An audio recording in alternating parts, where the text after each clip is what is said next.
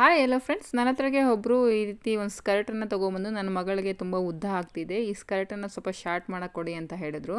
ನೋಡಿ, ಆ ಮಗುಗೆ ಈ ರೀತಿ ಆ ಸ್ಕರ್ಟನ್ನು ವೇರ್ ಮಾಡಿದ್ರೆ ನೋಡಿ ಎಷ್ಟು ಉದ್ದ ಇದೆ ಅಂತ. ಈ ರೀತಿ ಸ್ಕರ್ಟ್ಸ್ನ ಪಾಪ ಮಕ್ಕಳಿಗೆ ಹಾಕಿದ್ರೆ ಅವರು ನಡೆಯೋದಕ್ಕೆ ತುಂಬಾ ಕಷ್ಟ ಆಗುತ್ತೆ.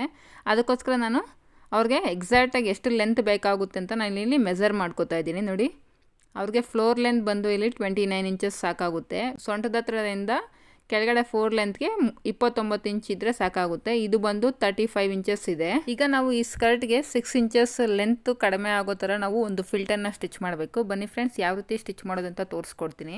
ಈ ರೀತಿ ನಮಗೆ ಬಾರ್ಡ್ರ್ ಬಂದಾಗ ನಾವು ಫಿಲ್ಟ್ ಅನ್ನೋದು ಸ್ಟಿಚ್ ಮಾಡಿದ್ರು ಕೂಡ ನಮಗೆ ಕಾಣಿಸದೇ ಇರೋ ಥರ ಸ್ಟಿಚ್ ಮಾಡ್ಬೋದು. ಯಾವ ರೀತಿ ಅಂತ ಈಗ ನಾನು ತೋರಿಸ್ಕೊಡ್ತೀನಿ. ಇನ್ನೊಂದು ಟಿಪ್ ಏನಂದರೆ, ಹೆಣ್ಮಕ್ಳಿಗೆ ಸ್ವಲ್ಪ ಸ್ಕರ್ಟ್ಸನ್ನು ಸ್ಟಿಚ್ ಮಾಡಿಸುವಾಗ ಸ್ವಲ್ಪ ಉದ್ದನೇ ಸ್ಟಿಚ್ ಮಾಡಿಸಿ. ಈಗ ಬೇಕಾದರೆ ನಾವು ಒಂದು ಫಿಲ್ಟರ್ನ ಸ್ಟಿಚ್ ಮಾಡಿಕೊಂಡ್ರು ಮುಂದೆ ಮಕ್ಕಳು ಬೆಳೆದ ಮೇಲೆ ಬೇಕಾದರೆ ನಾವು ಫಿಲ್ಟರ್ನ ರಿಮೂವ್ ಮಾಡಿಕೊಂಡ್ರೆ ಅವ್ರಿಗೆ ಕರೆಕ್ಟಾಗಿ ಒಂದು 3-4 ಇಯರ್ಸ್ ನಾವು ಈ ಟ್ರೆಡಿಷ್ನಲ್ ಡ್ರೆಸ್ಸನ್ನು ಅವ್ರಿಗೆ ವೇರ್ ಮಾಡ್ಬೋದು. ನಾವಿಲ್ಲಿ ಸ್ಕರ್ಟ್ಗೆ ರಾಂಗ್ ಸೈಡಲ್ಲಿ ನಾವು ಫಿಲ್ಟರ್ನ ಸ್ಟಿಚ್ ಮಾಡಬೇಕು. ಅದಕ್ಕೋಸ್ಕರ ನೋಡಿ, ಬಾರ್ಡರ್ ಇದೆ ಈ ಸ್ಕರ್ಟ್ಗೆ.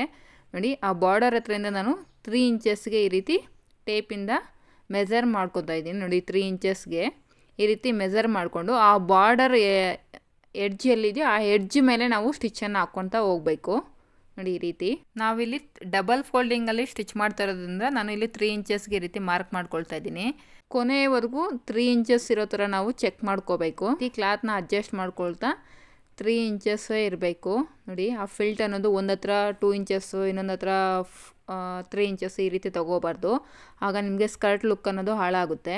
ನೋಡಿ, ಕೊನೆಯವರೆಗೂ 3 ಇಂಚಸ್ ಇರೋ ಥರ ಈ ರೀತಿ ನಮಗೇನು ಆ ಬಾರ್ಡರ್ ಎಡ್ಜ್ ಇದೆಯೋ ಆ ಬಾರ್ಡರ್ ಎಡ್ಜಿಗೆ ಈ ರೀತಿ ಸ್ಟಿಚ್ಚನ್ನು ಹಾಕೊಂಡ್ರೆ ನೋಡಿ ಯಾವ ರೀತಿ ಕಾಣಿಸ್ತಿದೆ ಅಂತ. ನಾವಿಲ್ಲಿ ಫಿಲ್ಟನ್ನು ಸ್ಟಿಚ್ ಮಾಡಿದ್ದೀವಿ ಅಂತ ಕೂಡ ನಮಗೆ ಗೊತ್ತಾಗೋದಿಲ್ಲ. ನಾವೇನು ಫಿಲ್ಟು ಸ್ಟಿಚ್ ಮಾಡಿದ್ದೀವೋ ಅದ್ರ ಖರ್ಚು ಅನ್ನೋದು ಬಾರ್ಡರ್ ಸೈಡ್ಗೆ ಈ ರೀತಿ ಪ್ಲೇಸ್ ಮಾಡಿಕೊಂಡು ಅದ್ರ ಮೇಲ್ಗಡೆ ಈ ರೀತಿ ಒಂದು ಸ್ಟಿಚ್ಚನ್ನು ಹಾಕ್ಕೋಬೇಕು.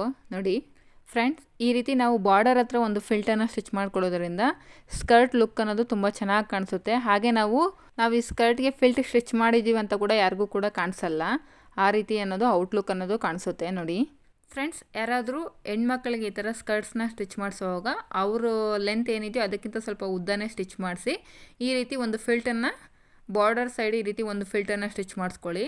ಸೊ ದಟ್ ಅವರು ಮುಂದೆ ಬೆಳೆದ್ರೂ ಕೂಡ ನಾವು ಆ ಫಿಲ್ಟರ್ನ ಬಿಚ್ಕೊಂಡಾಗ ಅವರು ಈ ಡ್ರೆಸ್ಸಸ್ನ ವೇರ್ ಮಾಡ್ಕೊಳೋಕ್ಕೆ ಈಸಿ ಆಗುತ್ತೆ.